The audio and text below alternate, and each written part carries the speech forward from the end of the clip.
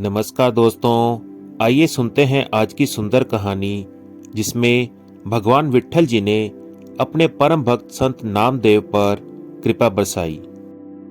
कंधे पर कपड़े का थान लादे और हाट बाजार जाने की तैयारी करते हुए नामदेव जी से पत्नी ने कहा कि भक्त जी, आज घर में खाने को कुछ भी नहीं है।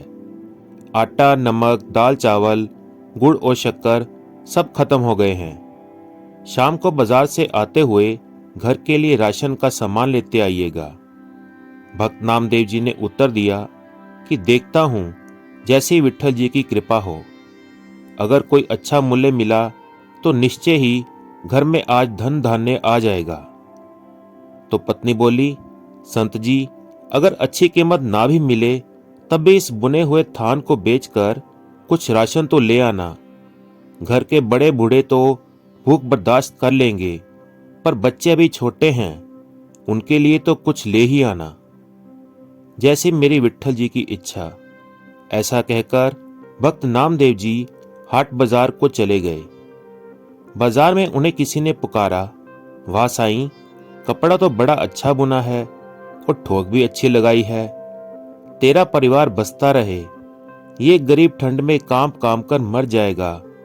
दया के घर में आ और भगवान के नाम पर 2 चादरों का कपड़ा इस गरीब की झोली में डाल दे।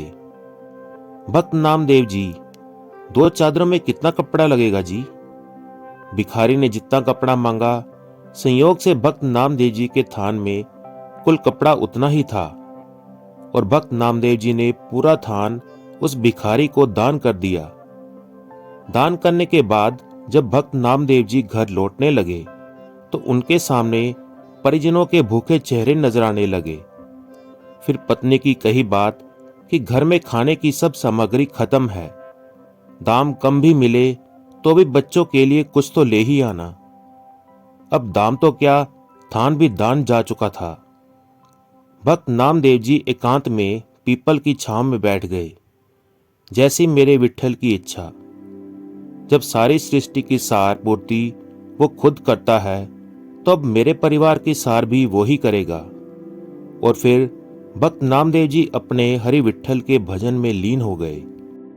अब भगवान भी कहाँ रुकने वाले थे, क्योंकि भक्त नामदेव जी ने सारे परिवार की जिम्मेवारी अब उनके सुपुर्द जो कर दी थी। अब भगवान जी ने भक्त जी की झोंपड़ी का दरवाजा खटखटाया तो नामदेव जी की पत्नी ने पूछा कि कौन है। तो भगवान ने पूछा कि नामदेव जी का घर यही है ना? तो अंदर से आवाज आई, हाँ जी, यही है। आपको कुछ चाहिए क्या? तो भगवान सोचने लगे कि धन्य है नामदेव जी का परिवार, घर में कुछ भी नहीं है, फिर भी हृदय में देने की सहायता की जिज्ञासा है। तो भगवान बोले कि दरवाजा खोलिए। लेकिन आप कौन हैं? भगवान जी ने कहा कि सेवक की क्या पहचान होती है भक्तानी। जैसे नामदेव जी विट्ठल के सेवक, वैसे ही मैं नामदेव जी का सेवक हूं। ये राशन का सामान रखवा लो। फिर पत्नी ने पूरा दरवाजा खोल दिया। फिर इतना राशन घर में उतरना शुरू हुआ कि घर के जीवों की घर में रहने की जगह ही कम पड़ गई। इतना सामान नामदेव जी ने भेजा है? मुझे नहीं लगता, पत्नी ने पूछा। तो भगवान जी ने कहा कि हाँ भक्तानी, आज नामदेव का थान सच्ची सरकार ने खरीदा है। जो नामदेव का सामर्थ्य था उसने भुगता दिया, और अब जो मेरी सरकार का सामर्थ्य है वो चुकता कर रही है। और जगह बताओ, सब कुछ आने वाला है भक्त जी के घर में। शाम ढलने लगी थी और रात का अंधेरा अपने पांव पसारने लगा था। सामान रखवाते रखवाते पत्नी थक चुकी थी। बच्चे घर में अमीरी आते देख खुश थे। वो कभी बोरे से शक्कर निकाल कर खाते और कभी गुड़। कभी मेवे देखकर मन ललचाते और झोली भर भर कर मेवे लेकर बैठ जाते। उनके बाल मन अभी तक तृप्त नहीं हुए थे। भक्त नामदेव जी अभी तक घर नहीं आए थे, पर सामान आना लगातार जारी था। आखिर पत्नी ने हाथ जोड़कर कहा कि सेवक जी, अब बाकी का सामान संत जी के आने के बाद ही आप ले आना। हमें उन्हें ढूंढने जाना है, क्योंकि वो अभी तक घर नहीं आए हैं। तो भगवान जी बोले, वो तो गांव के बाहर पीपल के नीचे बैठकर विट्ठल सरकार का भजन सिमरन कर रहे हैं। अब परिजन नामदेव जी को देखने गए। सब परिवार वालों को सामने देखकर नामदेव जी सोचने लगे कि जरूर ये भूख से बेहाल होकर मुझे ढूंढ रहे हैं। इससे पहले कि संत नामदेव जी कुछ कहते, उनकी पत्नी बोल पड़ी कि कुछ पैसे बचा लेने थे। अगर थान अच्छे भाव बिक गया था तो सारा सामान संत जी आज ही खरीद कर घर भेजना था क्या? तो भक्त नामदेव जी कुछ पल के लिए विस्मित हुए।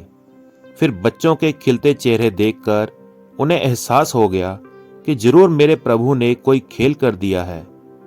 पत्नी ने कहा, अच्छी सरकार को आपने थान बेचा और वो तो सामान घर में भेजने से रुकता ही नहीं था। पता नहीं कितने वर्षों तक का राशन दे गया।